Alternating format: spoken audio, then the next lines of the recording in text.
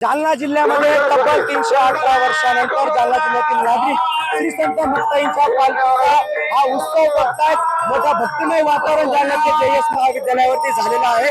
सर्वच लोकप्रतिनिधी या ठिकाणी दाखल झाले आहे।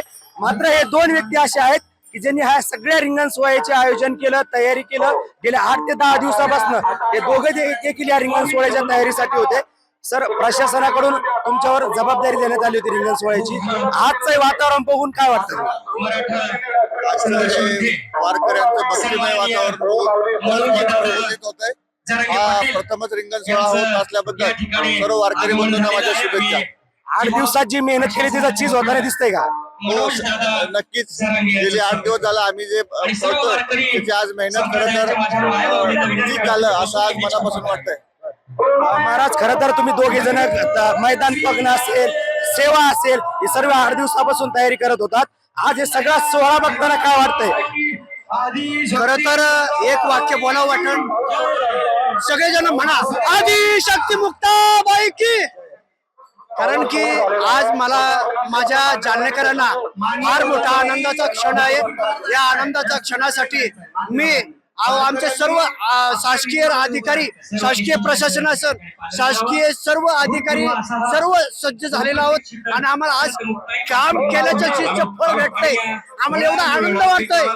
ऐतिहासिक क्षणामध्ये आम्ही सर्व आई साहेबांच्या सेवेत आहोत याचा अभिमान, याचा धरीन अभिमान करीन आपुले जतन, एवढंच बोलून आई साहेबांनी आम्हाला असंच देह पडेपर्यंत सेवा करून घ्यावं हीच इच्छा। नक्कीच आपण जर पाहिलं तर जालन्याच्या JS मैदानावरती हा सोहळा होतोय आणि गेल्या 8 दिवसापासून प्रशासनातील एक अधिकारी आणि एक महाराज हे दोघे जण सातत्यानं तयारी या सोहळ्याची करत होते आणि त्याचाच भाग म्हणून आपण जर पाहिलं तर हा भक्तिमय सोहळा वातावरण आपल्याला या ठिकाणी पाहायला मिळते। मोठ्या संख्येनं जालना जिल्ह्यातील नागरिक हा सोहळा बघण्यासाठी दाखल झालेले आहे। वारकरी मोठ्या संख्येनं रिंगण सोहळ्यामध्ये दाखल झालेले आहे आणि हा सगळा भक्तिमय सोहळा जालना शहरामध्ये पहिल्यांदा होतोय। त्याच्यामुळे जालना जिल्ह्यातील नागरिकांना देखील उत्सुकता कायम होती आणि आता रिंगण सोहळा जो आहे त्याचा हा रिंगण सोहळ्याचा जो आपण बघतोय यासाठी अनेक अधिकारी, कर्मचारी, प्रशासनाच्या लोकांनी बऱ्याच दिवसापासून मेहनत घेतलेली आपल्याला पाहायला मिळते आणि त्याचाच परिणाम आज रिंगण सोहळा जो आहे तो संपन्न होताना आपल्याला पाहायला मिळतो। अक्षय शिंदे, साम TV न्यूज, जालना।